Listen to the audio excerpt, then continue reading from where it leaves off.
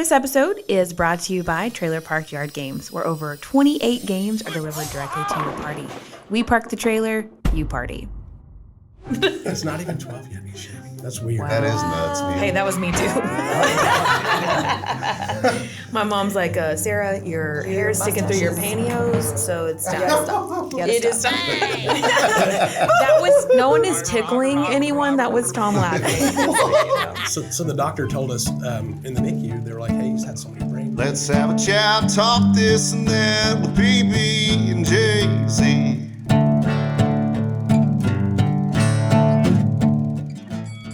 Hello there and welcome. Thank you for joining us. My name is Michael. This is my lovely wife, Sarah. First wife, Sarah Padgett. First wife.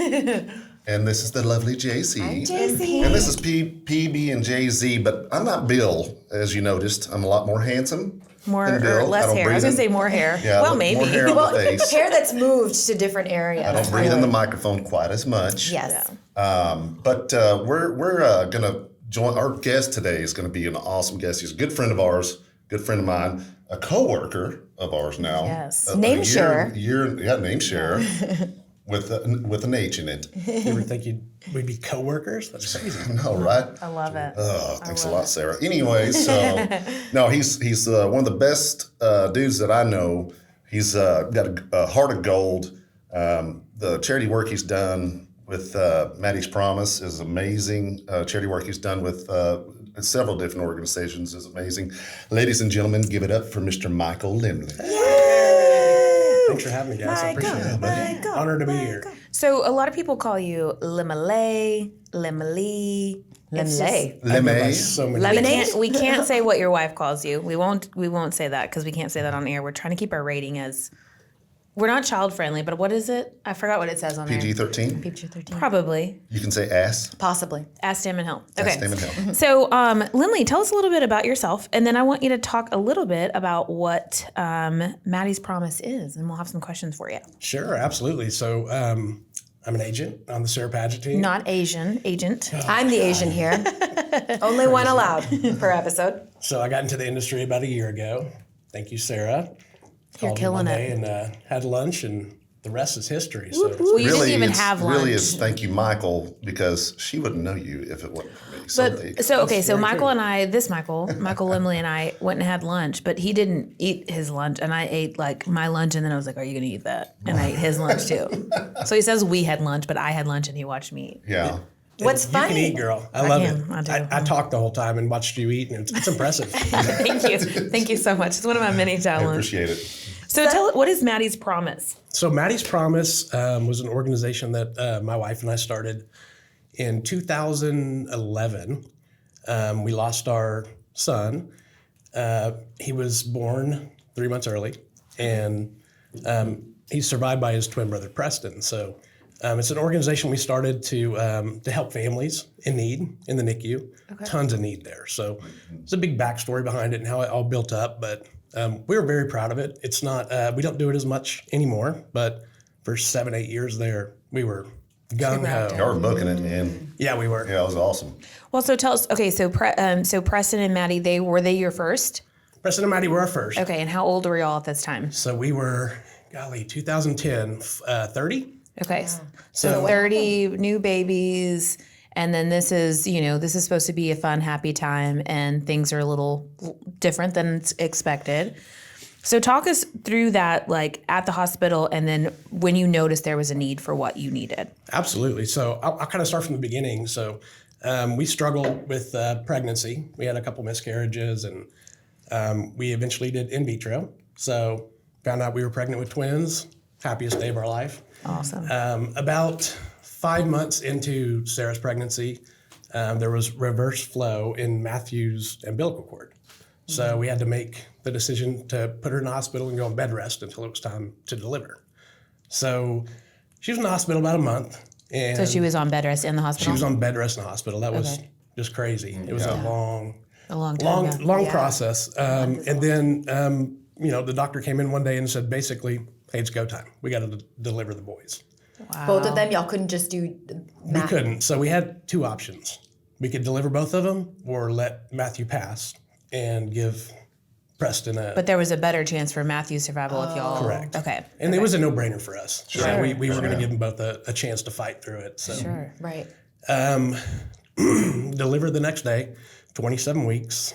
So Matthew was 1 pound, 6 ounces.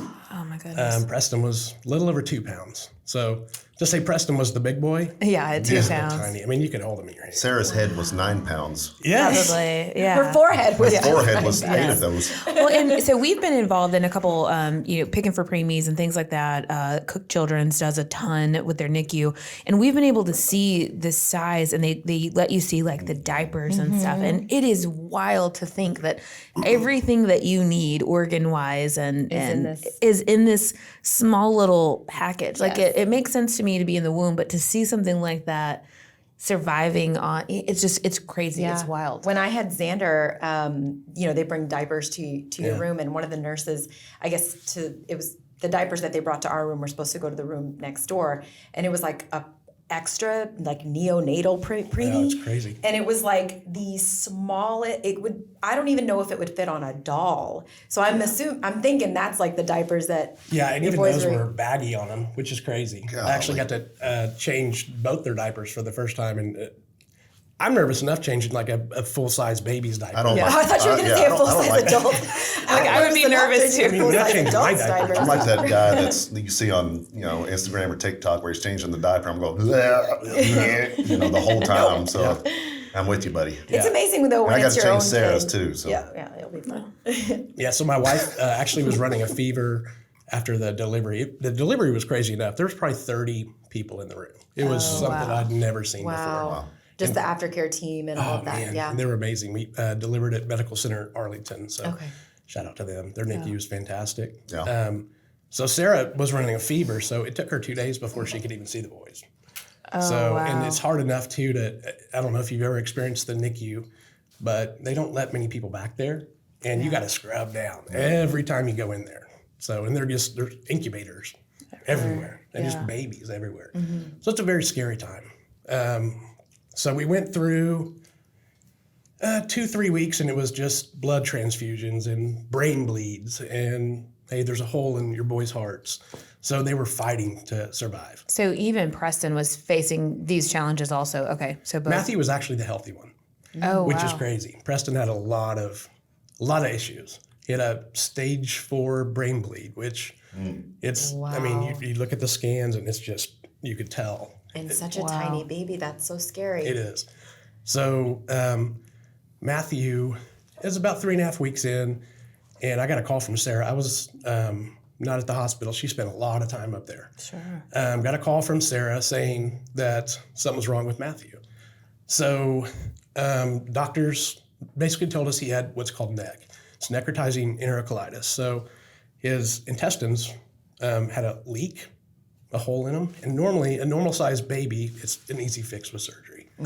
But with babies that small, it's hard to operate. That's common in premature babies, right? It is. Very common. And they've done a lot of research on it. And it's just prematurity. Yeah. So we made the decision to have Matthew transferred to Cook Children's. So we've got Cook Children's and MCA. We got babies in 2 separate ones. It's not a hard life at all, is it? Yeah.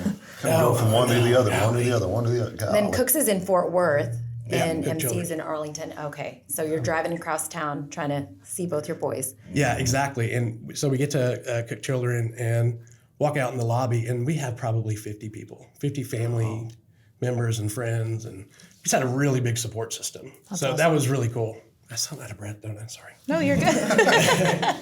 Do some breathing exercise. Do you feel your belly button? Watch our last podcast podcast. with Katie and breathing. Oh, wow. No, you're doing good. So at Cook Children's, they put Matthew on a lot of meds, and my dude swelled up like a balloon. You couldn't even recognize him because it just made him swell, and they tried to do as much pain management as they could, but that also made his heart rate go up, and it just wasn't. There's always other effects to that stuff, yeah. So we were there for 2 days, and day 2, basically they told us, hey, he's not going to make it. Oh, wow. So we had. Sorry. You're good. You're No, good, buddy. take your time. Take your time.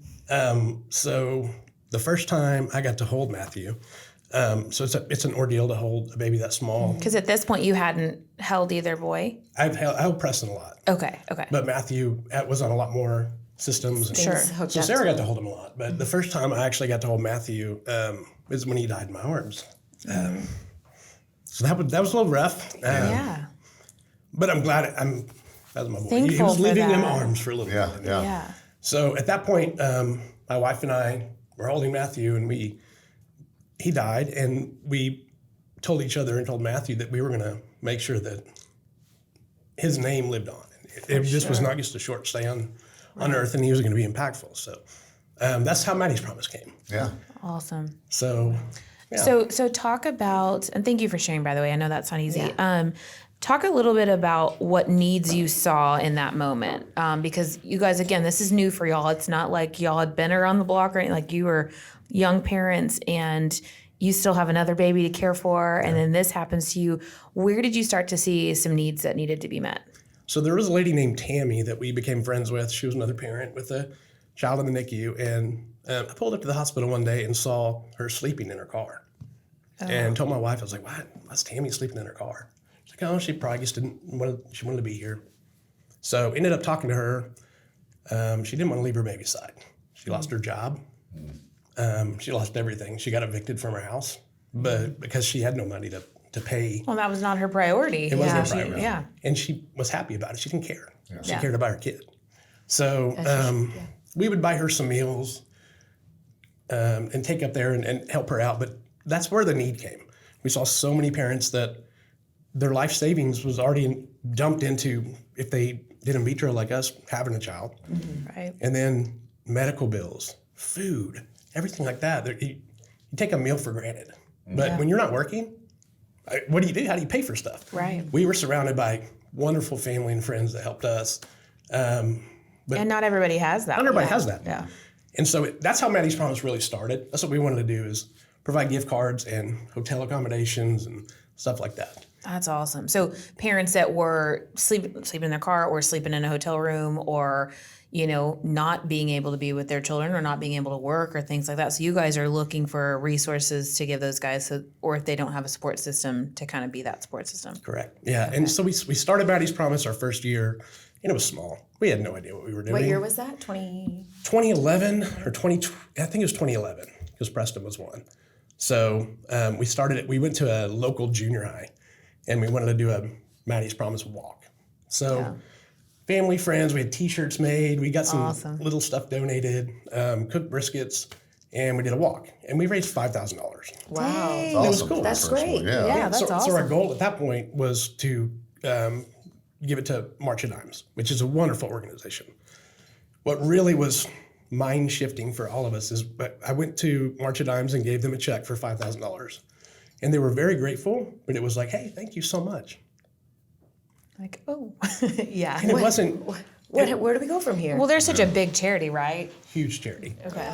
And so we started talking about, hey, let's do local. Let's take care of local families, people that refer us, families that are here. Yeah. So There's that difference where you're giving it to a person, not an organization, where you're actually seeing that money being Seeing where your impactful money to a goes to life. where- Yeah. exactly. So that's really where it took off. So the next few years, we had golf tournaments. We had other walkathons. Moving your legs. Yes. And we started raising good money and really helping families. A lot of families didn't need help. They would just call. We had cards in the NICUs around here, and moms would call my wife. I'd come home from work, and she'd be in the closet talking to somebody. So you guys just offered just kind of an ear. That's awesome. Sometimes that's all people need. Yeah. It's just kind of, you just need someone to see where you are and understand, you've been there, you know what it's like, you know what they need, you know how they're feeling. Well, and social media at that point was not what it is It today. wasn't. There wasn't I think Facebook was around, but I didn't. there wasn't like a group that you could join. Really, I feel for like at that support, point, yeah.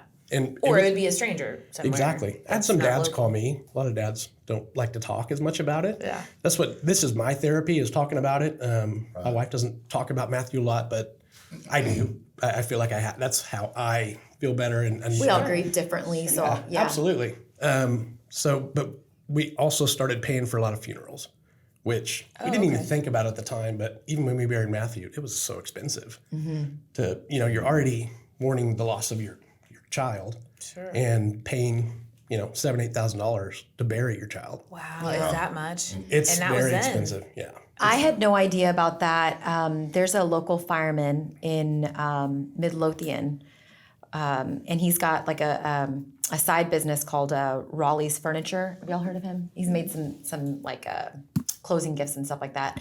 And so they had started a foundation because they had a similar kind of thing happen where they had twin infants pass, and their names are Audrey and McKenna, so they started the Audrey and McKenna Foundation. So he does a lot of woodworking. So one thing that they do that their heart is in is they make the wooden tiny little caskets for babies. And I didn't know that was such an expensive thing. Oh, it's so expensive. Such a thing that people need. And so it's where they like to connect with the family and be able to give in that way. Yeah, absolutely. And it's surreal to go to the funeral home and plan a funeral anyways. I've done it for grandparents and, loved ones, but for a baby, you walk in there. I remember, like it was yesterday, walked in there and we were picking out caskets, and it looked like a toolbox. Wow. I was like, oh my gosh, I'm not burying my kid in that. Yeah. And that was the cheaper version of everything. So, it's a lot of emotions you go through. But because I wouldn't have even thought of, like, even knowing your story, I never would have even thought about that, like that process. Yeah, it's a horrible process. And when we buried Matthew, we still had Preston. He was in the NICU for 2.5 more months. Oh, wow. After Matthew passed. Okay. So Oh my goodness. we had that to worry about. But that's why we started everything, to just give back to those families. And it was such a blessing. We did it through, I want to say 2017 is the last year we had it. But we probably had 15 different fundraisers.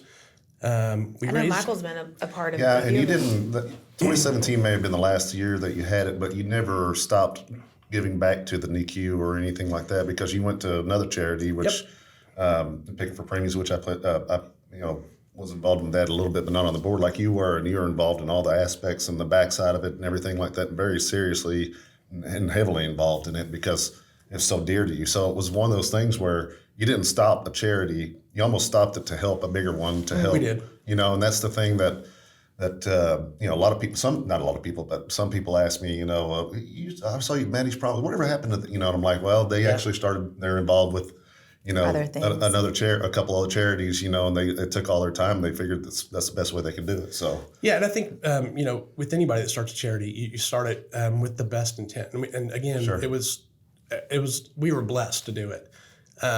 We did it for all those years. We that's how I met you. Year 3 or 4, we started doing live music, and my buddy Guff was like, "Hey, I'm going to call some people," and you played, and I think Steve Helms and Dusty was there. It was cool. So met you guys, and that changed everything. So we continued with live music. We did chili cook-offs. I provided granola bars for your golf tournament one year. You did. That was the first time I met you too. Yeah, I didn't know what to do, and so I had granola bars, and it said on there, "This has nothing to do with real estate, but here's your granola bar." What's funny is y'all's names are both Michael, and y'all are both married to Sarah's. Yeah. That's funny. Small world. It's scary. So at my small option of names. when I'm texting, I'll say something about my wife Sarah, and it autocorrects to H. So I got to be careful with that. I'm spelling my wife's name wrong. Yeah. You better be. Mine's my wife's I'm name. just glad y'all's names are spelled the same, because then I don't make that mistake. Mikel. Talk to us a little bit about like the aftermath of it all. Sure. With Preston, how does he know a little bit about his brothers? So we're very open with our family. I have twins that are fixing to be 8, Harper and Sawyer. So we had 2 sets of twins. But we talk about And were they Matthew a lot. IVF also? They were. Okay. Yeah. What's funny is people are like, "Oh, you must have twins in your family." We do. Both my wife's mom and dad are twins, and my dad's a twin. So whether we did IVF or not, I think It was going to happen. It was gonna happen. It was meant to be. But the aftermath, we talk about it with our family all the time. That's my therapy, is always keeping Matthew's name out there and relevant. Yeah. So they know that's their brother. They love Matthew. Yeah. We always include him in our prayers and all that. So that's awesome. But it was hard. It was very hard. Anybody that's gone through a loss of their child, it hits you a little bit different. All loss is hard, Sure. but that's yours. I've always heard people say, when they lose a child, like that's not the way it's supposed to go. Yeah, Like it's unnatural. your child's supposed to be bearing you, right? Yeah. And then when that happened, it's like it's not supposed to go that way, So I really appreciate you sharing that, because I know that's not it's not a fun topic, but it's also something, the more you share, you're opening for other people to have those conversations that they may need to have. And I know recently somebody that used to work here, they lost a child as well, and I know they reached out to Sarah.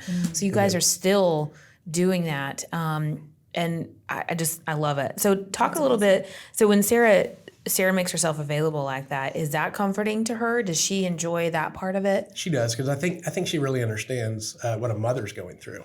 There's a lot of emotions that people don't have anybody to talk to. Yeah. And, even parents and loved ones and friends, sometimes they don't know what to say. Sure. It's, oh, I'm so sorry for your loss. Yeah, That's really Let me know if I can do anything. Yeah. It's the generic thing. Yeah. So she was able to really, there was lots of tears and lots of just raw emotion. Sure. Well, Well, even y'all's expressed. experience were different, from mom and Exactly. dad. That's a different experience. So Exactly. So that was one of the biggest blessings that came out of what we initially thought was just going to be for gift cards and hotels. right. So I would say all in all, we raised close to $200,000 over the years. We probably buried That's amazing. 20, 30 babies, which is sad. But I also consider it a blessing. For sure. That you were able to help that many families. Yeah, and my little Matthew, he was alive for less than 30 days, and he's look what he impacted did. so many lives, and that's what Yes.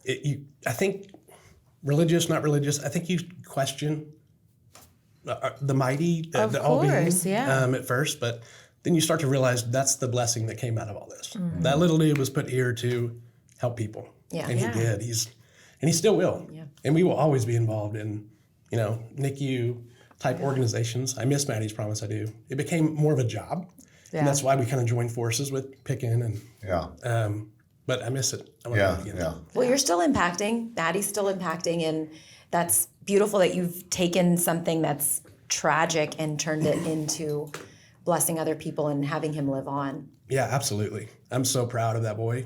That's awesome. I think about him every day, and again, I love talking about him. A lot of people don't like to talk. You have to. For sure. You got two options. You go to counseling and you get a professional to help you, or you talk about it and, relive it. If you're quiet about it and you build it all up, it's a hard life to live. Yeah, And there are lots like that. Nothing against counselors by any means, but like Sarah talking to somebody or you talking to a dad is totally different because you've been through it, and you can cry with them, and they know that they're comforted that you understand. Right. Well, you guys came out on the other side Yeah, of it, exactly. Yeah. And that's what, You to me, that's always what's encouraging, is seeing somebody that's gone through it and made it. You know what I mean? Yeah. Absolutely. And I think just talking, whether it is a counselor or someone else, just having those conversations, I think for me anyway, that's always been huge, just to get it out where you're not spinning it around in your head. Right. Yeah, and I think we see a different side of it now too. With Preston, obviously, he's healthy, awesome young man, 6th grade. But I remember in the Super NICU, handsome and a super cute new handsome. haircut. Sweet I little saw on haircut. Facebook, and he's shaving. he's shaving. He's gonna hate this podcast. He's 4 years old. He's shaving. He is very manly. He's way more manly than his dad. It's not even 12 yet. He's shaving. That's weird. That is nuts, man. Hey, that was me too. My mom's like, Sarah, your hair's sticking through your pantyhose, so it's time. It is time. That was, no one is tickling anyone. That was Tom laughing. Just so you know. So the doctor told us in the NICU, they were like, hey, he's had so many brain bleeds, and he's probably not going to ever be good at math, and kind of laughed. And, probably not something to say to a parent at the time. You're already worried about it. But A-hole doctor. Good news. Has straight A's. He's in honors math. Awesome. You should take him back to he the doctors come and be over like, and- hey, you tried to talk mess about my boy. Look at Yeah, this. yeah. All A's. Can you come over and tutor teach me? Sarah? Yeah. What do you need taught? Math. Math. Badly. Very badly. Well, I She's see very straight smart. A's. She's very smart, but math is just Not her strong not suit. her strong suit. Okay. I am also enrolled in 6th grade math, apparently, because there's a lot of homework. You're learning as well. Yes. Exactly. Okay, well, we're going to switch gears a little bit. We have a segment we like to call Tales from the months. All right. So Okay. Michael, yeah. Michael actually has a story to tell on Michael. It was them two together, and then if we have a minute, we're gonna let Michael other tell Michael another tell Michael. another story. So Yeah, that's so- like Michael amazing. 1, Michael 2. We were sitting over at my house, Michael and I were, and we were just hanging out. I was working on the side by side, and had to look up a reference number or something. And I said, "Hey, remember this number? It's 297 F5." And he goes, "Okay, well." We're sitting there, and I just, I said, I was typing the number in, and when I typed in, he goes, I used to work for Best Buy. And go ahead and tell me the rest of that story. I mean, it was probably about 30 minutes, it felt like. It was. He was like, I used to work for Best Buy, and I went this, did that, blah, blah, blah. And I'm just sitting there dumbfounded going, where did this come from? You were nice about it, though. 'cause Yeah, I was just going, You were yeah. one of those nodding and Yeah, But I told you like the history behind Yeah, Best Buy and how they made profits. Yeah, like he told me everything. I'm Everything. talking like it was 15 minutes. Is there a course you have to go through to become an employee at Best Buy where they teach you about what Probably. Best Buy is, Yeah. what our motto Why is? it's You gotta better than learn Incredible Universe? How do we make our money? What is profitable? What's not profitable? It's a We don't 30-minute training video in Got the break room, so no one really watches it. Oh, okay. So we're sitting there, and he tells me this long story and tells me the history behind Best Buy, and I'm just kind of like going, what in the hell is he talking about? Like, Where'd this come from? where'd this come from? I just kind of looked at him. He goes, "You're looking at me kind of weird." I said, "Yeah, I'm just wondering why you said Best Buy or why you're talking about this." And he just looked at me. He goes, "Because you said Best Buy." I said, "No, I said F5." And he was. I think we laughed for a good hour about that. I was like, I looked up, I said 297 F5. And he's like, so anyways, I used to work for Best Buy. And it was just crazy. I was like, what is he talking about? Why? Looking back on it, man, I don't know how you just didn't. Oh, I blow up. lost You're it like, whenever. What the hell are you doing? When I realized that you thought I said Best Buy, I said I just lost it. I was like, That's our running joke still. Yeah. Hey, did you know I worked at Best Buy? yeah. That's awesome. Okay, and then Michael Lemley, he has another story for us. So I think one of my favorite stories in real estate so far is had a referral, called a lady, very nice lady. Talked to her. You're throwing lady around pretty generously there. She's my lady, and that's what I Hope she's not listening to this podcast. No. She's a lady. We meet some different people of all kind of just humor and what so. But she told me that she loved to watch her husband get out of the car and then smash her boobies against the glass to make sure he knows that she loves him. So this happened in the first 10 minutes of our conversation. So a very interesting experience. You know what? I'm still. Yeah, they're still clients. yeah, That would be interesting. I would just watch them as you go for showings. I would just sit in your car and just be like, all right, let me watch them get out of the Say, car. do you love me? And there are the boobs. Okay, Okay. good. I'm I was waiting. about to say, Lemley just, he star 67 there and said, hey, I'm on my way home. Just drove up there. Exactly. I'm Put here. those boobies against that glass, Never baby. say them bubbles. Okay, I think we need to level up We a little need to bit. level up. So I found a quote that I feel like is very fitting here. It says, just because someone carries it well does not mean it isn't heavy. So the truth is everyone on this planet, no matter who you are, has experienced some sort of sadness or trauma or things that have happened to them and that they've endured.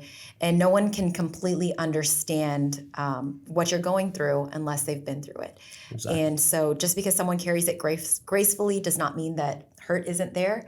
So I think it's important to treat each other with grace and to be there for people when you can. And you had a great support system with you, and it's awesome to see that you are now being that support system for others. Yeah. And, I know that you did say that you're so proud of Mattie, and I know that he is for sure proud of his dad. So thank you so much for sharing your story and for all of the impact that you've done for this community and for other families. So, Absolutely. Thanks for having me on. I really appreciate it. Thank you. Like I said, I love to talk about him because it brings up a lot of emotion, and that's good. Yeah. And just help those around you. There's a lot of people going through a lot of stuff. You don't even know it. A lot of people that are passionate about a charity. are for a reason. For sure. Right. Well, and if and when Mattie's Promise gets back up and running, we promise to share that with you guys and let you know how to get involved. And we've got some links below to be able to reach out to Michael if you need to do that at any point. But we just thank you for listening, and be sure to like us, follow us, subscribe, all those things. And you may see Michael Lemley on another episode here pretty soon. So, yeah. All right. Thanks for listening, guys. We out. Bye. Bye. Just had a chat, talk this and that with BB and Jaisy.